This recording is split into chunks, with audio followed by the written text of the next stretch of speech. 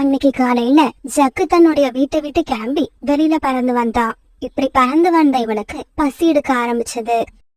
பசி ரொம்ப அதிகமா இருக்கு, என்ன பண்ணலாம்? எதையாவது இப்ப சாப்பிட்டே ஆகணும். இப்படி யோசிச்சுக்கிட்டு இருந்த ஜக்குவுக்கு ரீட்டா கிளியோட ஞாபகம் வந்தது. ஆமா, அதுதான் சரி. ரீட்டா ஆண்டி கிட்ட போய் ஏதாவது பொய் சொல்லி கேரட்டை வாங்கி சாப்பிடுவோம். இப்படி நினைச்ச ஜக்கு உடனே ரீட்டா கிளியோட கேரட் தோட்டத்தை நோக்கி பறந்து போனான்.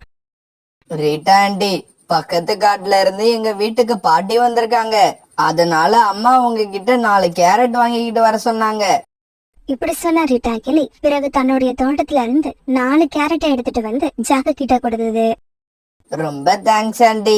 அடுத்த வாரம் எங்க தாத்தா கூட பக்கத்து காட்டுல இருந்து வந்தா வருவாரு. தேவைப்பட்டா அப்ப வரேன். இப்படி சொல்லிட்டு ஜக்கு அந்த கேரட்டை தூக்கிட்டு பறந்து போனான். இப்படி பறந்து போன ஜக்கு ஒரு நதிக்கரையில உட்காந்து பொறுமையா 2 கேரட்டை சாப்பிட்டு முடிச்சான். 2 கேரட் சாப்பிட்ட உடனே வயிறு நிரம்பிடுச்சு. மீதி இருக்கிற கேரட்டை கொண்டு போய் நாம அம்மா கிட்ட கொடுப்போம். அவங்க ரொம்ப சந்தோஷப்படுவாங்க. இப்படி நினைச்ச ஜக்கு மீதி இருந்த 2 கேரட் எடுத்துக்கிட்டு தன்னுடைய வீட்டுக்கு போனான். டேய் ஜக்கு, இந்த கேரட் உனக்கு ஏது? அம்மா அம்மா, ஊர்ல இருந்து பாட்டி வந்திருக்காங்க. அவங்களுக்காக எங்க அம்மா கேரட் வாங்கிக்கிட்டு வர சொன்னாங்கன்னு ரீட்டா ஆண்டி கிட்ட போய் சொன்னேன். அத உண்மைன்னு நம்பி அவங்க எனக்கு 4 கேரட் கொடுத்தாங்க. அதுல நான் 2 சாப்பிட்டுட்டு உங்களுக்கு 2 எடுத்துக்கிட்டு வந்திருக்கேன். டேய் ஜக்கு, நீ சின்ன வயசுலயே ரொம்பவும் புத்திசாலியா இருக்க. உன் வயசுல வேற எந்த பறவையும் இந்த அளவு சாமர்த்தியமா இருந்து நான் பார்த்ததே இல்ல. இப்படி நினைச்ச கோரிக்காகோ பிறகு ஜக்கு வச்சிருந்த கேரட்டை வாங்கி சந்தோஷமா சாப்பிட ஆரம்பிச்சது. ஜக்கு இந்த மாதிரி இந்த காட்டுல இருந்த பறவைகளை எல்லாம் ஏதாவது ஒரு பொய் சொல்லி ஏமாத்திக்கிட்டே இருந்தான். சோனாண்டி, எங்க அம்மா திடீர்னு மயக்கம் போட்டு விழுந்துட்டாங்க. டாக்டர் வந்து பார்த்துட்டு மாத்திரை கொடுத்துட்டு போனாங்க. ஆனா அந்த மாத்திரை வெறும் வயித்துல போடக்கூடாது, ஏதாவது சாப்பிட்டுட்டு தான் போடணும்னு சொல்லிட்டாங்க. அதனால தயவு செய்து உங்ககிட்ட ஏதாவது சாப்பிட இருந்தா கொடுங்க. இந்த சமயத்துல தன்னோட குழந்தைகள் 2 பேருக்கும் சாப்பாடு கொடுத்தது போக சோனா குருவி கிட்ட வீடு கொஞ்சம் சாப்பாடு தான் இருந்தது. இப்ப அந்த சாப்பாட்டையும் ஜக்கு கிட்ட கொடுத்து விட்டுட்டா பிறகு சோனா குருவி பட்னி தான் கிடக்கணும். இருந்தாலும் கோரிக்காவதுக்கு உடனே சரியில்லைன்னு கேள்விப்பட்ட உடனே சோனா குருவிக்கு மனசு ரொம்ப கஷ்டமாயிடுச்சு. ஜக்கு, கவலைப்படாத, நீ இந்த சாப்பாட்டை எடுத்துட்டு போய் உங்க அம்மா கிட்ட கொடு. இந்த சாப்பாட்டை சாப்பிட்ட உடனே மாத்திரைகளை போட சொல்லு. இப்படி சொல்லிட்டு சோனா குருவி சாப்பாட்டை எடுத்து கொடுக்க அதை வாங்கிட்ட ஜக்கு அங்க இருந்து பறந்து போனான். இப்படி கொஞ்ச தூரம் பறந்து போன ஜக்கு ஒரு மரக்கிளையில உட்காந்து சோனா குருவி கொடுத்த சாப்பாட்டை சாப்பிட ஆரம்பிச்சான். அப்பாடா, இப்பதான் வயிறு நிறைஞ்சது. இருந்தாலும் சும்மா சொல்லக்கூடாது. சோனா ஆண்டி ரொம்பவும் அருமையா சமைக்கிறாங்க. அன்னைக்கு சாயங்காலம் நதிக்கு தண்ணீர் குடிக்க போயிட்டு வந்த சோனா குருவி கோரிக்காக ஒரு மரக்கிளையில உட்கார்ந்துருக்கத பார்த்துட்டு அங்க போச்சு. கோரி அக்கா, உங்க உடம்பு இப்ப தேவலாமா? உடல்நிலை சரியில்லாதப்ப எதுக்காக வீட்டை விட்டு வெளியில வந்தீங்க? எனக்கு என்ன, நான் நல்லாதான் இருக்கேன். நீ கேக்குறத பார்த்தா உடம்பு சரியில்லாம படுத்து இருக்கிறவங்கள பார்த்து கேக்குற மாதிரி இருக்கு. ஆமா, உங்களுக்கு உடல்நிலை சரியில்லாதான். இன்னைக்கு காலையில உங்களுக்கு உடல்நிலை சரியில்லாம பறந்து டாக்டர்கிட்ட காமிச்சு மாத்திரை வாங்கினீங்கல்ல. சோனா, உனக்கு ஏதோ பைத்தியம் பிடிச்சிருச்சுன்னு நினைக்கிறேன். யார பார்த்து இப்படி எல்லாம் பேசுற? கோரி அக்கா, உங்களுக்கு உடல்நிலை சரியில்லை, அதனால மருந்து மாத்திரை சாப்பிடணும். ஆனா பறந்து டாக்டர் ஏதாவது சாப்பிட்டதுக்கு அப்புறம் தான் மாத்திரைகளை போட சொன்னாருன்னு ஜக்கு என்கிட்ட வந்து சொல்லி காலையில உங்களுக்காக சாப்பாடு வாங்கிட்டு வந்தான். சோனா, என் பையன் ஜக்கு இப்படிதான் தினமும் ஏதாவது ஒரு பறவையை ஏமாத்தி எதையாவது வாங்கி சாப்பிட்டுறான். என்னோட பையன் நடிப்பை பார்த்த எல்லாரும் அதை உண்மைன்னு நம்புறாங்க. அவ்வளவு அருமையா நடிக்கிறான். கோரி அக்கா, இது நீங்க சிரிக்கிறதுக்கான விஷயம் இல்ல. நீங்க இத நினைச்சு கவலைப்படணும். இப்படி எல்லாம் பொய் சொல்லி மத்தவங்களை ஏமாத்துறது தப்புன்னு அவனுக்கு புரிய வைக்கணும். சோனா, பொய் சொல்றது ஒரு கலை, அது எல்லாருக்கும் வராது. என் பையனுக்கு அது இயற்கையிலேயே வந்திருக்கு. அதை நினைச்சு சந்தோஷப்படணுமே தவிர இதுல வருத்தப்படுறதுக்கு எதுவுமே இல்ல. கோரி அக்கா, ஜக்கு ஏதாவது தப்பு பண்ணனா அவனை நீங்க தான் திருத்தணும். அவனை பத்தி நீங்களே கவலைப்படாதப்ப ஜக்குவை யாராலையும் திருத்த முடியாது. இப்படி சொன்ன சோனா குருவி அங்க இருந்து பயந்து போயிடுச்சு. ஒரு நாள் ஜக்கு தன்னோட ஆந்த நண்பனை ஒரு இடத்துல சந்திச்சான். ஜக்கே வா, நாம இந்த காட்டை சுத்தி பார்த்துட்டு வருவோம். நண்பா, இருட்டுறதுக்குள்ள வீட்டுக்கு போயிடலாமா? ஏன்னா எங்க அப்பா வேலையை விட்டு வீட்டுக்கு வர்றதுக்கு முன்னாடி நான் வீட்டுக்கு போயாகணும். இல்லன்னா அவர் என்ன திட்டுவாரு. இருட்டுற வரைக்கும் நமக்கு அங்க என்ன வேலை? சீக்கிரமாவே திரும்பி வந்துடலாம். இப்படி பேசிக்கிட்ட ஜக்குவும் அவனோட நண்பனும் பிறகு நதிக்கரைக்கு பறந்து போனாங்க. நதிக்கரையில நிறைய தும்பிகள் பறந்துகிட்டு இருந்தது. அத பார்த்து ஜக்குவோட நண்பன் இப்படி பேச ஆரம்பிச்சான். ஜக்கே வா, இந்த தும்பிகளை எல்லாம் பயமூத்தி இந்த இடத்தை விட்டு விரட்டி விளையாடுவோம். பிறகு ஜக்குவும் அவனோட நண்பனும் சேர்ந்து அங்கிருந்து தும்பிகளை எல்லாம் விரட்டிக்கிட்டே போனாங்க. பயந்து போன தும்பிகள் வேக வேகமா அந்த இடத்தை விட்டு பறந்து போக ஆரம்பிச்சாங்க. இத பார்த்த ஜக்குவும் அவனோட நண்பனும் ரொம்ப சந்தோஷப்பட்டாங்க. இப்படி சின்ன சின்ன பூச்சிகளை எல்லாம் துன்புறுத்தி விளையாண்டதுல ஜக்குவுக்கும் அவனுடைய நண்பனுக்கும் நேரம் போனது தெரியல. அப்ப வானம் வேற இருட்ட ஆரம்பிச்சது. நண்பா, இருட்டிடுச்சு, வா நாம வீட்டுக்கு கிளம்புவோம். இப்படி சொன்ன ஜக்கு பிறகு தன்னுடைய வீட்டை நோக்கி பறக்க ஆரம்பிச்சான். காலுஜி, நம்ம பையன் இருட்டினதுக்கு அப்புறமும் இன்னும் வீடு திரும்பல. அவனை நினைச்சா எனக்கு ரொம்பவும் கவலையா இருக்கு. அவனை இப்ப நாம எங்க போய் தேட முடியும்? வர வர ஜக்கு வாயில இருந்து உண்மை வர்றதே இல்ல. எப்ப பார்த்தாலும் ஏதாவது பொய் சொல்லிக்கிட்டே இருக்கான். அப்புறம் வீட்டை விட்டு வெளியில போறப்ப எங்க போறேன்னு சொல்லிட்டு போற பழக்கமும் அவன்கிட்ட கிடையாது. இவங்க இப்படி பேசிக்கிட்டு இருக்கப்ப ஜக்கு வீட்டுக்கு திரும்பி வந்துட்டான். ஜக்கு, இவ்வளவு நேரம் எங்கடா போயிட்டு வர? அம்மா, என் நண்பன் ஒருத்தன் குளிக்கிறப்ப நதியில தவறி விழுந்துட்டான். உடனே நான் அவனை ரொம்ப கஷ்டப்பட்டு காப்பாத்தி கொண்டு போய் வீட்டுல விட்டுட்டு வரேன். அதனாலதான் இவ்வளவு லேட் ஆயிடுச்சு. காலுக்காக சிரிச்சதை பார்த்த கூரிக்காகத்துக்கு கோபம் வந்துருச்சு. எதுக்காக இப்படி சிரிக்கிறீங்க? என் பையன் இப்பெல்லாம் ரொம்ப நல்ல விதமா நடந்துக்கிறான். மத்தவங்களுக்கு உதவி செய்யவும் ஆரம்பிச்சுட்டான். கோரி, உன் பையன் சொல்ற பொய்யெல்லாம் நீ மட்டும்தான் உண்மைன்னு நம்புவ. உன்னை தவிர வேற யாரும் நம்ப மாட்டாங்க. இப்படியே சில நாட்கள் நகர்ந்துச்சு. ஒரு நாள் போரிக்காகவும் ஜக்கவும் உணவு தேடுறதுக்காக அடர்ந்த காட்டு பகுதி பக்கம் பறந்து போனாங்க. இப்படி போன போரி அங்க ஒரு மரத்துல இருந்த செரி பழங்களை பார்த்துடுச்சு. ஜக்கு, இங்கேயே உட்கார்ந்துரு. நான் இந்த புதர் செடி மேல ஏறி அந்த செர்ரி பழங்களை உனக்கு பறிச்சு தரேன். இப்படி சொன்ன கோரி உடனே பக்கத்துல இருந்த புதர் செடியின் மேல ஏறி செரி பழங்களை பறிக்க முயற்சி பண்ணுச்சு. இந்த சமயத்துல அந்த புதர் காட்டுக்குள்ள மறைஞ்சிருந்த ஒரு பாம்பு கோரிக்காகத்தை கொத்திடுச்சு. ஜக்கு ஜக்கு, அம்மாவை பாம்பு கொத்திடுச்சுடா. சீக்கிரம் யாரையாவது கூப்பிட்டு வந்து என்ன காப்பாத்து. அம்மா அம்மா, இப்ப போறேம்மா. இப்பவே போய் யாரையாவது அழைச்சுக்கிட்டு வரேன். இப்படி சொல்லிட்டு ஜக்கு வேகமா பறந்து போனான். ஆண்டி ஆண்டி, காட்டுக்குள்ள பழம் பறிக்க போனப்ப எங்க அம்மாவை பாம்பு கொத்திடுச்சு. சீக்கிரமா வந்து அவங்கள காப்பாத்துங்க. இங்க பாரு ஜக்கு, உன் பேச்ச நம்புறதுக்கு நான் ஒன்னும் முட்டாள் கிடையாது. போய் வேற யாரையாவது முட்டாளாக்குறதுக்கு முயற்சி பண்ணு. உடனே ஜக்கு வேக வேகமா பறந்து ரீட்டா கிட்ட போனான். ஆண்டி ஆண்டி, எங்க அம்மாவை பாம்பு கடிச்சிடுச்சு. சீக்கிரமா வந்து அவங்கள காப்பாத்துங்க. என்னது, பாம்பு கொத்திருச்சா? 4-5 கேரட் சாப்பிட்டா அந்த பாம்போட விஷம் இறங்கிடும்னு டாக்டர் சொல்லிருப்பாரு. இப்ப என்கிட்ட கேரட் வாங்கிட்டு போறதுக்கு தானே வந்திருக்க. இங்க பாரு ஜக்கு, நான் ஒரு தடவை தான் உங்ககிட்ட ஏமாறுவேன். ஏமாந்துகிட்டே இருக்க மாட்டேன். இப்படி சொல்லிட்டு அங்க இருந்து பறந்து போயிடுச்சு. ஜக்குவும் யார்கிட்டயோ போய் உதவி கேட்டு பார்த்தான். ஆனா யாருமே அவனோட பேச்ச நம்பல. அதனால அவனுக்கு உதவியும் பண்ணல. வேற வழி இல்லாத ஜக்கு மறுபடியும் அழுதுகிட்டு தன்னோட அம்மா கிட்டயே பறந்து போனான். ஆனா இவன் போய் சேரத்துக்குள்ள பாம்போட விஷம் உடம்பெல்லாம் பரவனதால கோரிக்காவும் தன்னோட உயிரை விட்டுடுச்சு. அம்மா, இறந்துட்டீங்களா அம்மா? நீங்க இறந்ததுக்கு காரணம் நான் தான். நான் எல்லார்கிட்டையும் எப்பவும் உண்மையையே பேசியிருந்தா எல்லாரும் என் பேச்ச நம்பிருப்பாங்க. ஆனா நான் பொய் பேசினதால இன்னைக்கு என் பேச்ச யாருமே நம்பல. இதுக்கப்புறம் நான் பொய் பேசவே மாட்டேன். என்ன மன்னிச்சிடுங்கம்மா.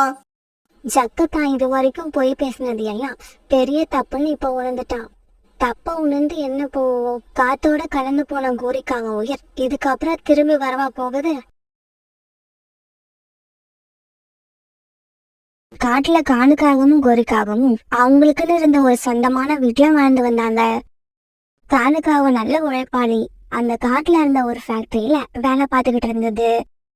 காலுக்காகத்தோட மனைவி கோரிக்காகத்துக்கு தன்னை பத்தியும் தன்னோட குடும்பத்தை பத்தியும் பெருமை பேசுறதுல ஒரு சனி சந்தோஷம்.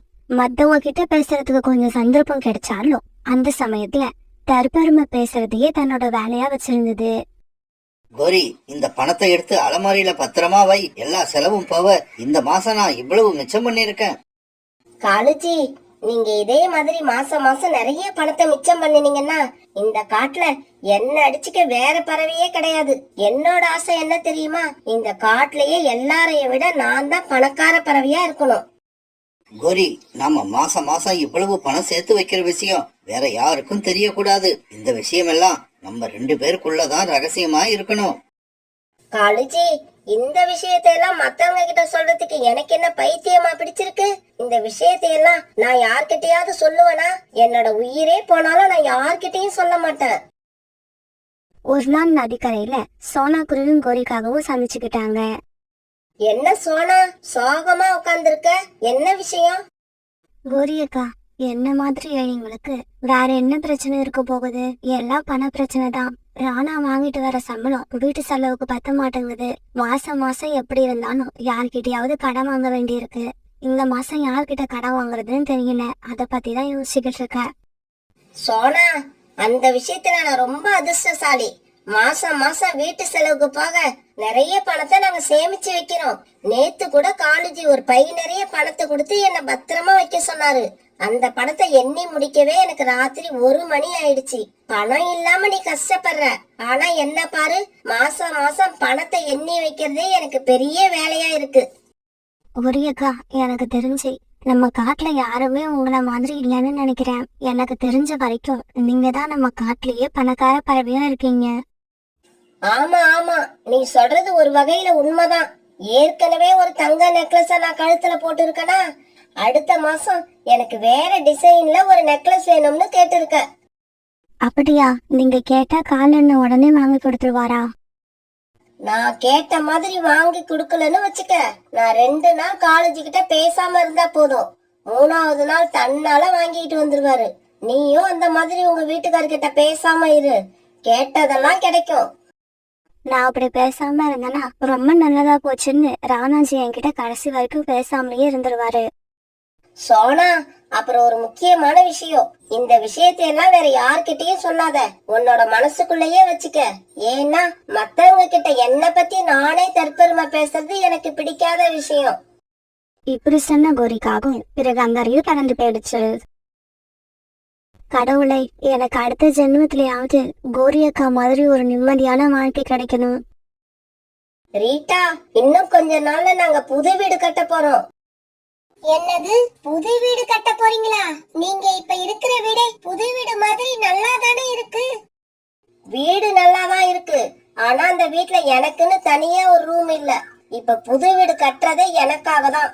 எனக்குன்னு தனியா ஒரு ரூம் வேணும். அந்த ரூம்ல என்னோட பர்மிஷன் இல்லாம யாரும் உள்ள வரக்கூடாது. கோரி, நாங்கெல்லாம் மழையில நனையாம வெயில்ல காயாம இருக்கிறதுக்கு ஒரு நல்ல வீடு இல்லையேன்னு நினைச்சு கவலைப்படுறோம். ஆனா நீ என்னோட அண்ணா தனியா ஒரு ரூம் வேணும்னு கேக்குற. ரீட்டா, அதுக்கெல்லாம் புண்ணியம் பண்ணி இருக்கணும். நான் போன ஜென்மத்துல என்ன புண்ணியம் பண்ணனோ இந்த ஜென்மத்துல காலுஜி எனக்கு கணவரா வந்து கிடைச்சிருக்காரு. கோரிய இப்படியே விட்டா தற்பெருமை பேசிய நம்ம காதுல ரத்தத்தை வர வச்சிடும். நாம ஏதாவது புத்திசாலித்தனமா பேசி கோரிய இந்த இடத்தை விட்டு ஓட வைக்கணும். இப்படி நினைச்ச ரீட்டா கோரிக்காகத்துக்கிட்ட இந்த மாதிரி பேச ஆரம்பிச்சது. கோரி, எனக்கு ஒரு ஹெல்ப் பண்ண முடியுமா? உதவியா? என்ன உதவி? இன்னைக்கு ஈபி பில் கட்ட வேண்டிய கடைசி நாள். ஒரு 500 ரூபாய் இருந்தா எனக்கு கொடு, இன்னும் 2 நாள்ல திருப்பி கொடுத்துறேன். மறந்தே போயிட்டேன் ரீட்டா, காலேஜ் இன்னைக்கு மத்தியானம் சாப்பாட்டுக்கு வீட்டுக்கு வரேன்னு சொன்னாரு. நான் அதை சுத்தமா மறந்துட்டு உன் கூட பேசிக்கிட்டு இருக்க. என் புத்திய எதை எடுத்து அடிச்சுக்கிறதுன்னே தெரியல. இப்படி சொன்ன கோரி அங்கிருந்து அவசர அவசரமா தன்னுடைய வீட்டுக்கு பறந்து போச்சு. கோரி, உன்ன மாதிரி ஆளுகள் எல்லாம் எப்படி ஓட வைக்கணும்னு இந்த ரீட்டாவுக்கு நல்லாவே தெரியும். இப்படியே சில நாட்கள் நகர்ந்துச்சு. ஒரு நாள் சோனா குருவி, ரீட்டா கிளி, ராணிபுரா இவங்க 3 பேரும் ஒரு நதிக்கரையில உட்காந்து பேசிக்கிட்டு இருந்தாங்க. வர திங்கட்கிழமைக்குள்ள என்னோட பையன் ராஜுவுக்கு ஸ்கூல் ஃபீஸ் கட்டணும். என்ன பண்றதுன்னு தெரியல. ராணி, ஸ்கூல் ஃபீஸாவது கொஞ்சம் லேட்டா கட்டிக்கலாம். நாளைக்கு தரேன்னு சொல்லி கழுதக்கா கிட்ட நான் 2000 ரூபாய் வாங்கியிருந்தேன். காலையில 8 மணிக்கெல்லாம் எங்க வீட்டு வாசலுக்கு வந்துரும். அது வந்த உடனே பணத்தை கொடுக்கலன்னா சத்தம் போட்டு என்னோட மானத்தை வாங்கிடும். இந்த மாதிரி சிக்கல் உங்களுக்கு மட்டும் இல்ல, எனக்கு கூட தான் இருக்கு. நீங்க எல்லாம் வெளியில சொல்றீங்க, நான் சொல்லல, அவ்வளவுதான். இவங்க எல்லாம் இப்படி பேசிக்கிட்டு இருக்கும்போது கோரிக்காக அங்க வந்தது. நீங்க எல்லாம் நிறைய பணத்தை ஒரே இடத்துல பார்த்ததே இல்லல்ல. காலேஜ் இப்ப வீட்ல இல்ல. இப்ப என் கூட வந்தீங்கன்னா நீங்க நினைச்ச மாதிரி நிறைய பணத்தை நான் ஒரே இடத்துல உங்களுக்கு காட்டுவேன். கோரிக்காக சொன்னது கேட்ட மற்ற எல்லா பறவைகளும் உடனே கோரிக்காகத்துக்கு கூட அது வீட்டுக்கு பறந்து போனாங்க. இங்க பாருங்க, இப்ப நான் என்னோட அலமாரிய உங்களுக்கு திறந்து காட்ட போறேன். ஆனா என்கிட்ட உள்ள பணத்தை பார்த்துட்டு நீங்க யாரும் கண்ணு வச்சிடக்கூடாது. இப்படி சொன்ன கோரிக்காகவும் உடனே தன்னோட அலமாரிய திறந்து காட்டுச்சு. அந்த அலமாரிக்குள்ள கட்டுக்கட்டா நிறைய பணமும் ஒரு தங்க நெக்லஸும் இருந்தது. கோரி அக்கா, சத்தியமா சொல்றேன், இவ்வளவு பணத்தை ஒரே இடத்துல நான் இப்பதான் பாக்குறேன். கோரி, இந்த நெக்லஸ் தங்க நெக்லஸ் தானே? பின்ன நான் என்ன கவரிங் நெக்லஸ் வாங்கி அலமாரிக்குள்ள பூட்டி வச்சிருப்பேன்?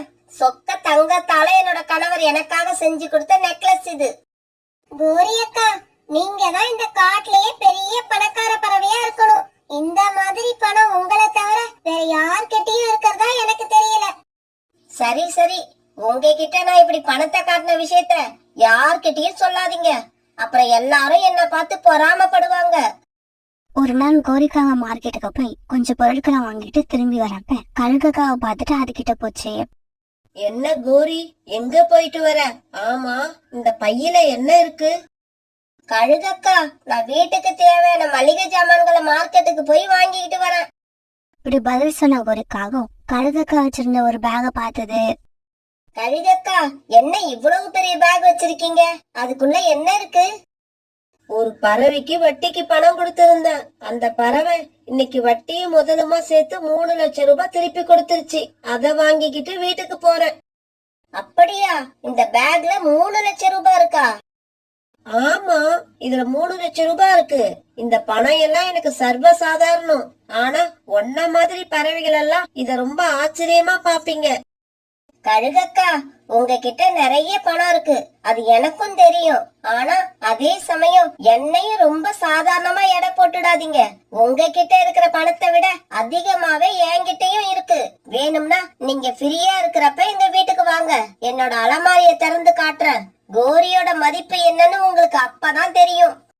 அப்படியா கோரி, நீயும் நிறைய பணம் சேர்த்து வச்சிருப்பன்னு நான் எதிர்பார்க்கவே இல்ல. வர வாரம் எனக்கு சந்தர்ப்பம் கிடைக்கிறப்ப ஒரு தடவை உங்க வீட்டுக்கு வாரேன். இப்படி சொல்லிட்டு கழுகுக்கா தன்னோட வீட்டுக்கு பறந்து போக கோரிக்காவும் மல்லிகை பொருட்கள் எடுத்துக்கிட்டு தன்னோட வீட்டுக்கு திரும்பி வந்தது. கழுகக்காவும் கோரியக்காவும் பேசுனது எல்லாம் பக்கத்து மரத்துல உட்கார்ந்திருந்த ஒரு ஆண்டு கேட்டுக்கிட்டே இருந்தது. கோரி, உன்னோட வீட்டு அலமாரிக்குள்ள நிறைய பணம் இருக்கும்னு கழுகக்கா எதிர்பார்த்துச்சோ இல்லையோ, ஆனா சத்தியமா நான் எதிர்பார்க்கல. வாரேன், இன்னைக்கு ராத்திரியே வாரேன். நீ சொன்னது உண்மையா இல்லையான்னு நானே வந்து செக் பண்றேன். அன்னைக்கு வேலை முடிஞ்சதுக்கு அப்புறம் காலுக்காக ராத்திரி வீட்டுக்கு வந்தது. கோரி, நேத்து ராத்திரி நம்ம வீட்டுல இருந்த பணம் எல்லாம் திருட்டு போற மாதிரி நான் ஒரு கெட்ட கனவு கண்டேன். அந்த கனவு வந்ததுல இருந்து எனக்கு ரொம்ப பயமா இருக்கு. காலுஜி, நீங்க என்ன சின்ன குழந்தை மாதிரி பயப்படுறீங்க? நம்ம கிட்ட பணம் இருக்கிற விஷயம் உங்களையும் என்னையும் தவிர வேற யாருக்கும் தெரியாது. நான் யார்கிட்டயும் சொல்லவும் இல்ல. அப்படி இருக்கிறப்ப நீங்க ஏன் அத நினைச்சு கவலைப்படுறீங்க? பிறகு காலுக்காகவும் கோரிக்காகவும் இரவு உணவை சாப்பிட்டு முடிச்சுட்டு தங்களோட கூட்டுல படுத்து தூங்க ஆரம்பிச்சாங்க. பிறகு கொஞ்ச நேரம் கழிச்சு அந்த திருட்டா அந்த காவங்களோட வீட்டுக்குள்ள பறந்து வந்துச்சு. இப்படி வந்த அந்த ஆந்தை காலுக்காக வீட்டுல இருந்த அலமாரிய திறந்து பார்த்தது. அந்த அலமாரி பூரா நிறைய பணமும் ஒரு தங்க நெக்லஸும் இருந்தது. உண்மைதான், இந்த காகம் சொன்னது உண்மைதான். காகம் சொன்ன மாதிரி பணம் மட்டும் இல்ல, ஒரு தங்க நெக்லஸும் இருக்கு. இப்படி சொன்ன ஆந்தை பிறகு ஒரு சாக்கு பைய எடுத்து அங்க இருந்த பணம் நெக்லஸ் எல்லாத்தையும் அதுக்குள்ள போட்டு கட்டி எடுத்துக்கிச்சு. பிறகு அந்த மூட்டையை தூக்கிக்கிட்டு திருட்டு அந்த காலுக்காகத்தோட வீட்டை விட்டு பறந்து போயிடுச்சு. மறுநாள் பொழுது விடிஞ்சிச்சு. காலையில கண் முழிச்ச கோரிக்காகவும் திறந்து கிடக்குற அலமாரிய பார்த்துட்டு தன்னுடைய கணவர் காலுக்காகத்தை எழுப்ப ஆரம்பிச்சது. காலுஜி, எழுந்திருங்க, சீக்கிரமா எழுந்திருங்க. நாம மோசம் போயிட்டோம். நம்ம கிட்ட இருந்த எல்லா பணமும் திருட்டு போயிடுச்சு. பணம் மட்டும் இல்ல, அலமாரியில வச்சிருந்த என்னோட தங்க நெக்லஸையும் காணோம். இது எப்படி நடந்திருக்கும்? நம்ம கிட்ட இவ்வளவு பணம் இருக்கிறது யாருக்குமே தெரியாதே. கோரி, கண்டிப்பா நீ யாருக்கிட்டயோ சொல்லி இருக்க, இல்லன்னா நம்ம பணம் திருட்டு போக வாய்ப்பே இல்ல. காலேஜி, என் மேல நம்பிக்கை வைங்க. நான் யார்கிட்டயும் சொல்லவே இல்ல. ஒரே ஒரு நாள் சோனா குருவி கிட்ட சொன்னேன். அப்புறம் ஒரே ஒரு நாள் ரீட்டா கிளி கிட்ட சொன்னேன். அதுக்கப்புறம் ஒரே ஒரு நாள் ராணிபுரா கிட்ட மட்டும்தான் சொன்னேன். கோரிக்காக சொன்னது எல்லாம் கேட்ட காலுக்காகவும் தன்னோட தலையில கைய வச்சுக்கிட்டு உட்கார்ந்துருச்சு. கோரி, இன்னைக்கு ஈபி பில் கட்ட வேண்டிய கடைசி நாள். இன்னைக்கும் கட்டலன்னா ஃபீஸ புடுங்கிக்கிட்டு போயிடுவாங்க. போ, யாருக்கிட்டயாவது போய் கடனை வாங்கி ஈபி பில்ல கட்டிட்டு வா. பிறகு கோரிக்காங்க அழுதுகிட்டே வீட்டை விட்டு வெளியில பறந்து போச்சு. சோனா சோனா, நேத்து ராத்திரி என்னோட வீட்ல இந்த பணம், என்னோட நெக்லஸ் எல்லாம் திருட்டு போயிடுச்சு. இந்த காட்டுலயே பணக்கார பறவையா இருந்தனா, இப்ப இந்த காட்டுலயே ஏழை பறவையா மாறிட்டேன். எந்த படுபாவையும் என் வீட்ல பணம் இருக்கிறத தெரிஞ்சுக்கிட்டு எல்லா பணத்தையும் திருடிக்கிட்டு போயிட்டான். அடப்பாவமே கோரியக்கா, உங்க நிலைமைய நினைச்சா ரொம்ப பாவமா இருக்கு. இருந்தாலும் நீங்க செஞ்சது எல்லாம் ரொம்ப தப்பு. பாக்குற பறவைகள் எல்லார்கிட்டயும் எங்க கிட்ட இவ்வளவு பணம் இருக்கு, எங்க கிட்ட அவ்வளவு பணம் இருக்குன்னு சொல்லிக்கிட்டே இருந்தீங்க. நீங்க மட்டும் அப்படி தற்பெருமை பேசாம இருந்திருந்தா உங்களோட பணம் உங்ககிட்டயே இருந்திருக்கும். சோனா, நடந்தது என்னவோ நடந்து முடிஞ்சிடுச்சு. இப்ப எனக்கு அவசரமா 500 ரூபாய் பணம் வேணும். கோரியக்கா, என்கிட்ட அவ்வளவு பணம் இல்ல, வேணும்னா ரீட்டா கிட்ட போய் கேட்டு பாருங்க. உடனே கோரிக்காவை ரீட்டா வீட்டை நோக்கி பறந்து போச்சு. ரீட்டா, நான் சொல்றத நம்பு. நேத்து ராத்திரி என்கிட்ட இருந்த பணம், நெக்லஸ் எல்லாமே திருட்டு போயிடுச்சு. இன்னைக்கு ஈபி பில் கட்டலன்னா இன்னைக்கு ராத்திரியே எங்க வீட்ல கரண்ட கட் பண்ணிடுவாங்க. அதனால ஒரு 500 ரூபாய் இருந்தா கொடு. அடுத்த மாசம் சம்பளம் வாங்கின உடனே அந்த பணத்தை திருப்பி கொடுத்துறேன். கோரி, ஒரு முக்கியமான விஷயத்த மறந்துட்டு உன்கிட்ட பேசிக்கிட்டு இருக்க. ஏதோ ஃபங்க்ஷனுக்கு போறதுக்காக ராக்கி ஒரு சட்டையை அயன் பண்ணி வைக்க சொன்னாரு. ஆனா பாருங்க, நான் அதை சுத்தமா மறந்துட்டேன். இப்ப நான் போய் அயன் பண்ணி வைக்கலன்னா எங்க வீட்ல இதுக்காக ஒரு பெரிய சண்டையே நடக்கும். இப்படி சொன்ன ரீட்டா கிளி அங்க இருந்து பறந்து போயிடுச்சு. நம்ம கிட்ட பணம் இருந்தப்ப நாம மத்தவங்க கிட்ட நடந்துகிட்ட விதம் ரொம்ப தப்புன்னு கோரிக்காகத்துக்கு இப்பதான் புரிஞ்சுது.